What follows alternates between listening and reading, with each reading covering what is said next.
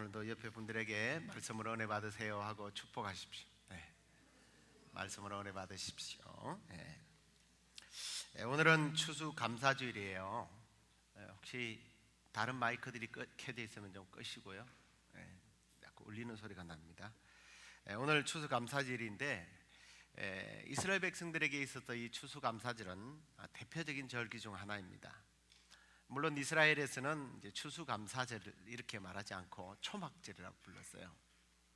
이 초막절은 40년 광야 생활을 감사하면서 하나님의 언약을 새롭게 하며 또 가을에 농작물, 과일을 수확을 마치고 이제 저장을 시켜놓은 후에 7일 동안 지키는 그런 절기를 말합니다. 이때가 이제 히브리 민족의 원력으로는 1월인데 사실 오늘날로는 9월달, 10월달 경에 해당합니다. 이 초막절이 되면 이들이 하는 일이 세 가지가 있어요. 첫 번째는 이제 곡식을 거둬들인 다음에 하나님 앞에 감사 예물을 이제 10분의 1을 드립니다. 가장 좋은 것으로. 그래서 이스라엘 백성들이 하나님 앞에 내가 충성과 순종의 삶을 살겠습니다 라고 하는 그러한 마음으로 지켜졌고, 이건 신약시대에 또 지금도요, 이제 농촌에 가면 우리 어르신들께서 추수감사절이 되면 가장 좋은 것들로 곡식을 하나님께 드리는 그런 일들을 하죠. 두 번째는 이제 부채가 있는 사람들은 추수감사절이 되기 전에 이미 갚아버리고 부담 없이 이제 하나님 앞에 예배를 하게 됩니다. 그리고 세 번째로는 가난한 사람들과 더불어서 곡식을 나누면서 이제 즐기는 그런 날로 지키게 되죠. 자, 그런데 오늘날 이제 이 추수감사주일은 구약 초막절과 비슷하고 또 비슷한 기간에 드리긴 합니다만 약간 이제 좀 우리식으로 약간 바꾸어졌죠. 특히 우리가 지금 지키고 있는 이 감사절은 이 미국의 신앙의 자유를 찾아서 신대륙을 찾았던 청교도들이 첫 해를 보내고 혹한 겨울을 지낸 다음에 수확을 거둔 그것들을 인디언들과 나누면서 하나님 앞에 감사 예배를 드렸던 것이 유래가 되었습니다. 그런데 사실 이 청교도들이 지켜왔던 이 감사절, 이 추수감사절은 1년이 지난 후에 하나님 은혜가 감사해서 감사절로 지킨 것이 아니라, 감사한 것이 아니라 이미 영국을 떠나올 때부터서 감사가 넘쳤다는 것을 그들의 항해 일지를 보면 기록되어져 있는 것을 보게 됩니다. 인간이 겪는 고통과 어려움과 불평과 원망, 한숨을 쉴 수밖에 없는 그런 상황이지만 그들의 내용을 보면 감사가 넘쳤다는 말이죠. 메이플라워 호를 타고 신앙의 자유를 찾아서 아메리카로 이 신대륙에 발을 디뎠을 때 그들은 나무를 끌어안는 사람, 바위를 끌어안는 사람, 땅에 입을 맞추는 사람, 그러면서 하나님 앞에 감사의 기도를 드렸습니다. 그런데 조금 더 앞서가 보면 그들은 배를 타고 오면서 180톤밖에 되지 않는 대서양을 건너기는 작은 배였습니다마는 그 배를 주신 하나님 앞에 감사를 했고요. 그 배의 속도는 시속 2마일밖에 되지 않는답니다. 시속 2마일이 어느 정도 속도냐면 여러분들이 평범하게 걷는 걸음이 보통 1시간에 3마일 정도를 걷습니다. 이 3마일도 안 되는, 우리가 걷는 속도도 안 되는 배를 타고 117일간이나 바다를 항해해야만 했습니다. 그래도 그들은 감사했고요. 배를 타고 오는 동안 두 사람이 죽습니다. 그런데 그 두 사람이 죽음으로 인한 원망과 불평과 아쉬움보다는 또 한 명의 아이가 항해 중에 태어난 것에 대해서 감사를 드렸고요. 돛대가 부러져서 사람들이 다치는 일이 있었는데도 불구하고 배가 파손되지 않은 것에 감사를 하고, 산더미와 같은 파도들이 그들을 덮쳤을 때에 정말 오히려 그 파도로 인해서 원망하고 불평하기보다는 그 파도를 통해서 하나님께서 그 파도 속에서도 건지시는 하나님을 감사하며 찬양했던 그런 기록들이 항해일지에 기록되어 있습니다. 그리고 그들이 최고의 감사를 드린 것은 그렇게 되어 있습니다. 146명이나 되는 그 수많은 사람들이 단 한 명도 영국으로 돌아가자라고 말하지 않음에 대해서 감사라는 그런 감사의 기록들이 적혀져 있는 것을 보게 됩니다. 정말 이것이 사실은 1년 후에 감사들을 지키게 된 배경이죠. 우리의 삶 속에서 정말 지난날 살아오면서 메이플라워를 타고 미국으로 왔던 청교도들처럼 아마 인생의 망망대해에서 수많은 어려움들을 겪으실 겁니다. 우리가 이번 추수감사들을 통해서 정말 여러분의 삶에 잃어버렸던 감사, 우리 청교도들의 그 감사를 다시 한 번 더 불을 붙이는, 그래서 여러분의 삶에 감사들이 더욱더 충만해지는 그런 기회가 되기를 주님의 이름으로 축원합니다. 불신자와 성도들의 다른 점이 있다면 성도들은 역시 하나님 앞에 감사할 줄 안다는 거죠. 특별히 성도들의 감사는 감사의 조건이 많아서 감사가 아닙니다. 때로는 원망과 불평할 수밖에 없는 그런 상황 속에서도 감사할 줄 아는 것이 진정한 성도의 모습이라는 거죠. 왜 우리 성도들은 조건에 상관없이 감사할 수 있을까요? 그것은 모든 것들이 합력해서 선을 이룰 줄을 알기 때문에, 그런 믿음 때문일 것입니다. 성도들이든 불신자든 좋은 선물 받고 감사하는 것, 그건 다 할 수 있습니다. 좋은 직장에 다니고 좋은 남편 만나고 자식들이 공부 잘하고 출세하고 그런 걸로 감사하는 것은 당연한 겁니다. 그럼에도 불구하고, 그런 좋은 조건이 있음에도 불구하고 감사를 못하는 사람들도 우리 주위에 많이 있음을 보게 돼요. 그 왜 그럴까요? 이 사람들은 마음에 병이 들어서 그렇습니다. 영적으로 병든 상태죠. 로마서 1장 21절 23절을 보십시오. 이렇게 되어 있습니다. 같이 한번 읽어보겠습니다. 하나님을 알되 하나님으로 영화롭게도 아니하며 감사치도 아니하고 오히려 그 생각이 허망하여지며 미련한 마음이 어두워졌나니 스스로 지혜 있다 하나 우둔하게 되어 썩어지지 아니하는 하나님의 영광을 썩어질 사람과 금수와 버르지 형상의 우상으로 바꾸었느니라. 생각과 모든 품은 것들이 허망해서, 이 무슨 말이에요? 마음이 병들었다는 겁니다. 자기가 똑똑해서 그런 줄 알고, 자기가 잘나서 그런 줄 압니다. 모든 영광을 하나님께 돌리지 아니하고 자기에게 돌리더라. 병든 거죠. C.M. 그로우라고 하는 목사님이 계신데, 그분은 흥미롭게도 매일 조간신문 사망자란에 자기 이름이 들어가 있지 않음에 대해서 이렇게 감사했다고 합니다. 오 하나님, 내가 아직 죽지 않고 살아있군요. 감사합니다. 살아있는 것만으로도 감사하다는 거죠.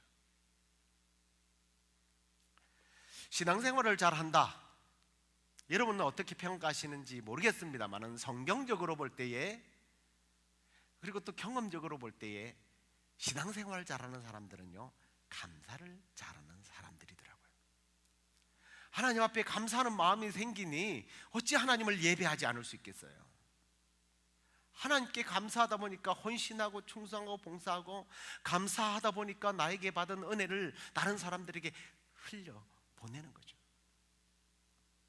어떤 의미에서는 축복과 저주가 따로 있는 것이 아니라는 생각이 듭니다.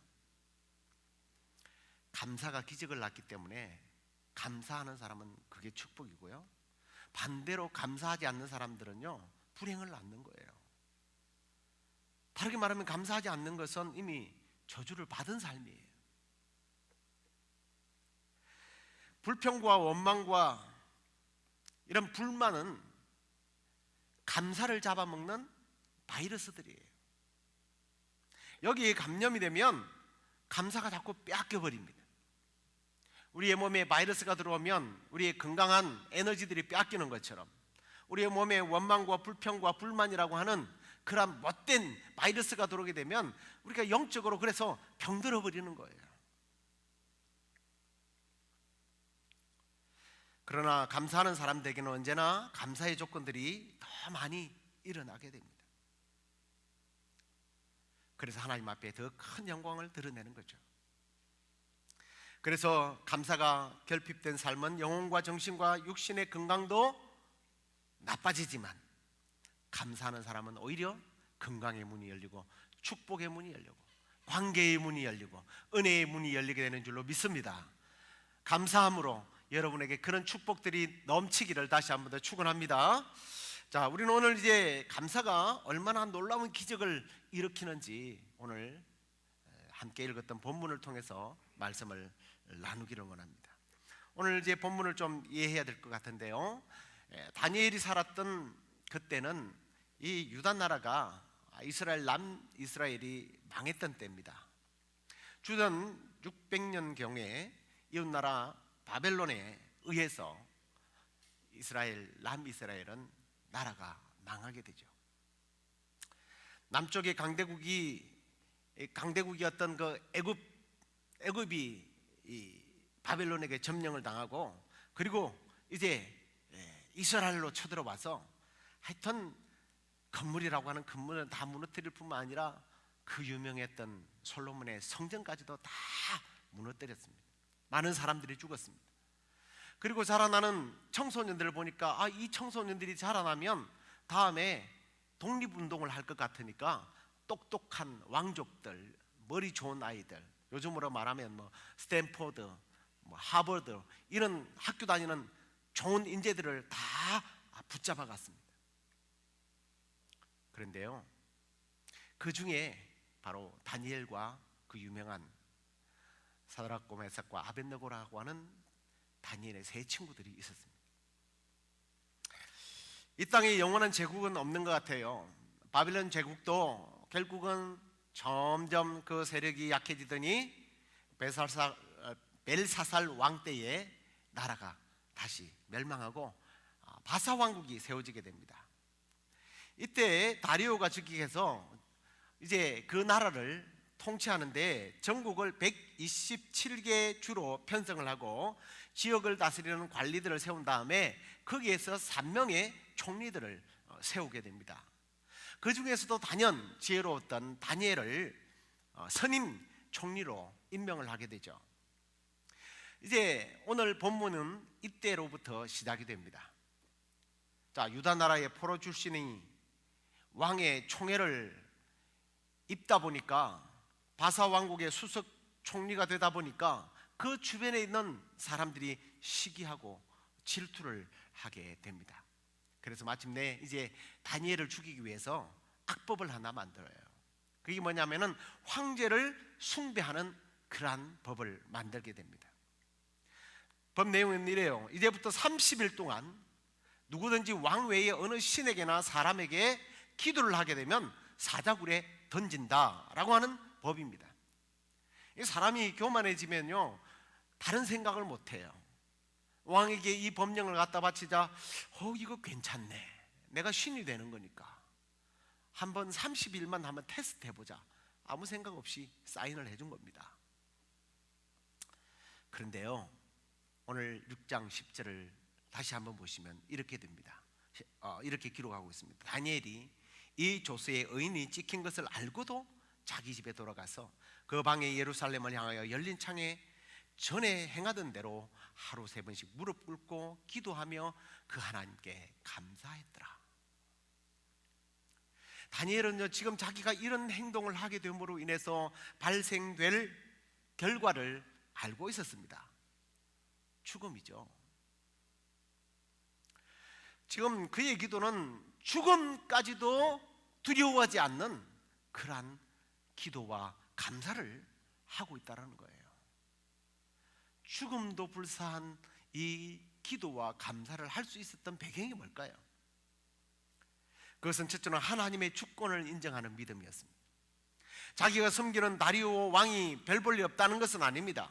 위대한 왕이에요. 훌륭해요. 그러나 그 왕도 하나님의 다스림을 받는다는 거예요. 하나님의 주권 속에 있다라는 것입니다. 오직 하나님만 영원하시고 이 땅의 왕은 잠깐 있었다가 사라지는 그런 존재라는 거죠. 그래서 영원하신 하나님을 섬기는 데 더 목표를 두었던 겁니다. 또 하나는 하나님의 은혜를, 그동안에 받은 은혜를 기억하면서 기도하며 감사하지 않을 수 없었던 거예요. 생각해 보세요. 포로로 끌려온 주제에 왕의 총애를 가장 많이 입는 수석 총리가 되었다. 지금까지 지내온 것이 다 주님의 은혜였다는 거죠. 그래서 그 하나님 앞에 경배하지 않을 수가 없었던 겁니다. 자, 그런데 그런 다니엘에게 위기가 다가오게 됩니다. 믿음으로 기도하고 감사하고 하나님을 잘 섬기면 칭찬을 받고 하나님으로부터 오는 은혜를 받고 축복을 받는다는 것이 상식이에요. 하지만 반대로 오늘 믿음 때문에, 하나님을 잘 믿는 것 때문에 위기가 찾아온 겁니다.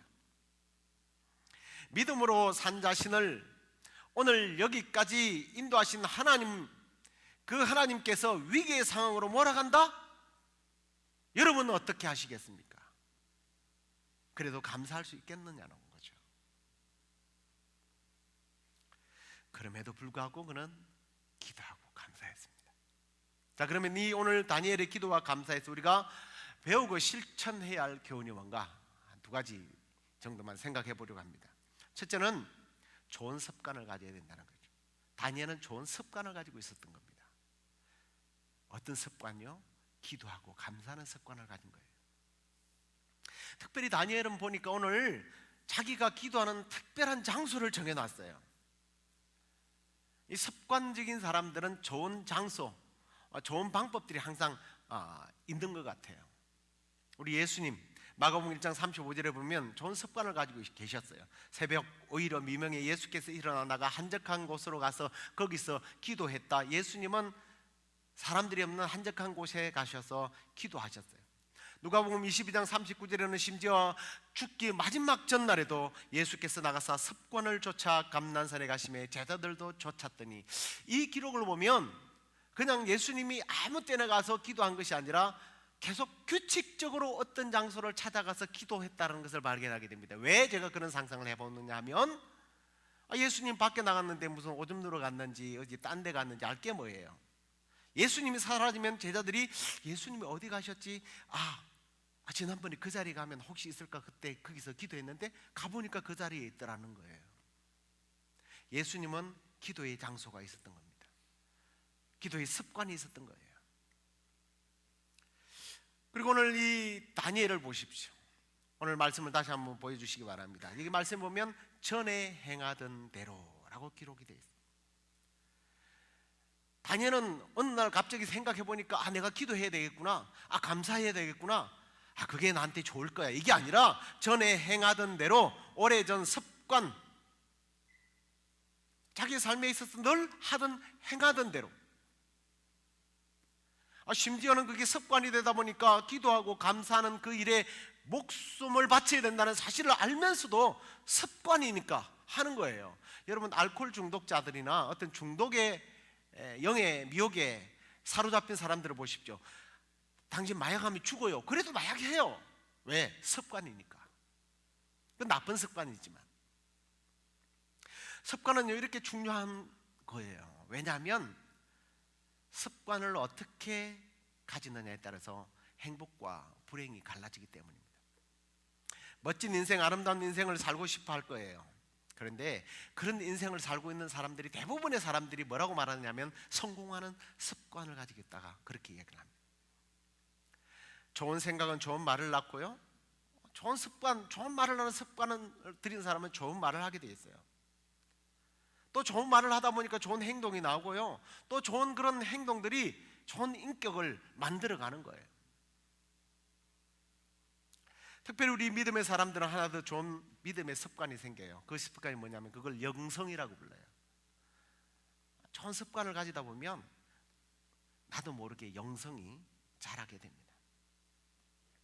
성경에 보면요, 이렇게 좋은 습관을 가진 사람도 있지만 나쁜 습관을 가진 사람도 나와요. 유다 왕 여호와김이라고 하는 사람입니다. 왕의 아들로 태어났어요. 많이 배웠습니다. 호화로운 생활을 했습니다. 그런데 그는 어릴 때부터 여호와의 말씀을 듣지 않는 이상한 습관을 가졌다라고 성경이 기록되어 있습니다. 말씀을 보십시오. 자, 예레미야 22장 21절 같이 한번 읽겠습니다. 네가 평안할 때에 내가 네게 말하였으나 내 말이 나는 듣지 아니하리라 하였나니 네가 어려서부터 내 목소리를 청종치 아니함이 내 습관이라. 이 사람은 어릴 때부터요, 하나님의 말씀이 주어질 때 안 지키려고 아주 그냥 습관적으로 반항을 했던 거예요. 불순종했던 거예요. 나쁜 습관의 결과가 뭡니까? 22장 18절 19절을 보면 네가 죽어도 통곡할 사람이 없고 너는 너를 예루살렘 문 밖에 던져버릴 것이고 나귀같이 매장함을 당하리라. 왕의 가문에 태어나서 나쁜 습관 때문에 불행한 최후를 맞이하게 됩니다. 그러나 오늘 다니엘은 거룩한 습관을 가졌어요. 자기에게 불리한 법이 만들어졌지만 그가 늘 하던 대로 하루에 3번씩 하나님 앞에 기도하며 감사했습니다. 전에 하던 대로. 거룩한 습관을 가졌던 다니엘은 하나님의 보호를 받고 이전보다 더욱더 영향력을 행사하는 그러한 축복을 받게 됩니다. 유명한 파스칼이라고 하는 사람은 습관은 제2의 천성이다. 그런데 제2의 천성은 제1의 천성을 파괴한다 라고 했습니다. 지배한다는 거죠. 좋은 천성을 가지고 태어났지만 나쁜 습관의 천성을 가지게 되면 나쁜 사람이 됩니다. 때로는 나쁜 환경에서 정말 어쩌면 나쁜 DNA를 받아서 태어날지도 모르겠지만 좋은 습관으로 자기를 훈련시키면 훌륭한 사람이 될 수 있다는 얘기예요. 저와 여러분 모두가 거룩한 습관을 가지고 하나님 앞에 이전보다 더 풍성한 복을 받는 그런 복된 생애가 되기를 주님의 이름으로 축원합니다. 두 번째로는 그는 기도와 감사의 대상을 바로 정했던 거예요. 다니엘은 기도와 감사는 아무런 대상도 없이 허공에 되고 하는 것이 아니라는 것을 알았던 사람입니다. 이번에 한국의 박근혜 대통령이 비난을 받으면서 그가 연설했던 내용 중에 그런 연설이 있더라고요. 연예인들이 요즘 특히 개그맨들이 아주 패러디를 하는 그런 내용인데, 어린이날에 어린아이들을 낙도해서 초청을 해서 아이들에게 이제 간담회를 하고 이러면서 아이들에게 연설할 때 아이들이 네 꿈이 뭐냐 그랬더니 한 아이가 저는 대통령이 되는 게 꿈이에요. 어떻게 하면 대통령이 될 수 있나요? 하고 물었더니 대통령이라 하시는 분이 정말 간절히 원하면 전 우주가 나서서 다 같이 도와줍니다. 그리고 꿈이 이루어집니다 라고 이야기를 했습니다. 문제가 없을 때는 좋은 말이네 라고 끝났는데, 아무리 생각해봐도 이게 도대체 이게 누구의 머리에서 나왔을까, 이래서 이게 문제가 된 거지만, 여러분 간절히 원하면 우주가 여러분을 도와줍니까? 다니엘은 이 우주를 만드신 그 하나님 앞에 기도했던 거예요. 우주 앞에 기도한 것이 아니라, 피조물에게 기도한 것이 아니라 이 상황과 환경을 주관하시는 그 하나님, 바른 대상을 알았던 것입니다. 지금까지 잘 해오다가 위기가 닥쳤으니까 그런 하나님 더 이상 믿을 필요가 없네. 내가 믿어왔던 그 하나님은 혹시 잘못하고 계시는 하나님? 내가 믿는 하나님은 잘못된 하나님이 아닐까? 새로운 하나님이나 찾아볼까? 그게 아니라 오늘 말씀해 보면 그 하나님께 라고 되어 있어요. 그 하나님께. 그 하나님이라는 것은 지금까지 그가 섬겨왔던 하나님, 그가 기도해왔던 하나님, 그가 하나님을 그렇게 붙들고 붙잡았던 그 하나님, 그 하나님 앞에 기도하고 감사했다는 것입니다. 그가 믿는 하나님, 천지를 창조하신 하나님인 것을 믿었던 것입니다. 그 하나님이 바로 저와 여러분의 하나님이신 줄로 믿습니다. 할렐루야. 그 그러면 그 하나님은 어떤 분이신가? 야고보서 1장 17절 말씀을 한번 읽어보겠습니다. 시작. 각양 좋은 은사와 온전한 선물이 다 위로부터 빛들의 아버지께로서 내려오나니 그는 변함도 없으시고 회전하는 그림자도 없으시니라. 세상은 변할 거예요. 벨사살 왕이 망했습니다. 다리오 왕이 저지를 했습니다. 다리오 왕도 나중에 죽을 거예요. 세상은 변한단 말이에요. 뭐 박근혜가 물러가고 또 누군가가 대통령이 되겠죠. 오바마가 물러가고 또 트럼프가 대통령이 되고 또 트럼프가 또 물러가고 또 누군가가 또 대통령이 돼요. 그때마다 우리가 늘 항상 스트레스 받는 게 뭐예요? 이 대통령이 되면 도대체 법들이 어떻게 바뀔까? 뭐 언제는 동성연애 하면 때려 죽일 것처럼 그렇게 하다가 어떤 때는 이제 또 동성연애 괜찮다고 부추기더니 이제 다시 또 이제 트럼프가 이거 반대하도록 내가 바꿔보겠다. 그 다음 대통령이 또 어떻게 될지 몰라요. 세상은 이렇게 바뀌어요. 그러나 오늘 여기 말씀해 보면 하나님은 변함이 없으시다. 회전하는 그림자조차도 없으신 분이다. 하나님은 변하지 않습니다. 우리 예수님은 변하지 않습니다. 성령님은 변하지 않습니다. 그분이 뭐라고 말씀하셔요? 가장 좋은 것들이 위로부터 온다. 하나님은 우리에게 가장 좋은 것을 주시는 분이신 줄로 믿습니다. 그분이 우리 아버지시란 말이에요. 다니엘은 이 하나님을 알았던 거예요. 내가 섬기는 하나님이 그런 하나님이다. 이 왕국이 변하고 이 왕도 끝나겠지만 우리 하나님은 변함이 없으시고 우리 하나님은 영원하신 분이다. 이 사실을 알다 보니까 그 하나님 앞에 죽으면 죽으리라고 기도하고 감사했던 거예요. 사랑하는 성도 여러분, 저와 여러분이 섬기는 그 하나님은 우리를 위해서 철회하시고 금식하시고 우리를 키워주신 우리 어머니 아버지, 여러분의 할아버지 할머니, 그분의 하나님이셨고 또 저와 여러분의 하나님이신 줄로 믿습니다. 아멘. 그 하나님께서 바로 저와 여러분의 기도를 오늘도 외면치 아니하시고 들어주시는 참 좋으신 하나님이십니다. 할렐루야. 자, 그러면요 그 결과를 한번 보십시다. 다니엘의 원수들이 계획했던 대로 다니엘은 굶주린 사자굴에 던져졌습니다. 만약에 여기까지였다면 성경은 늘 항상 그래요.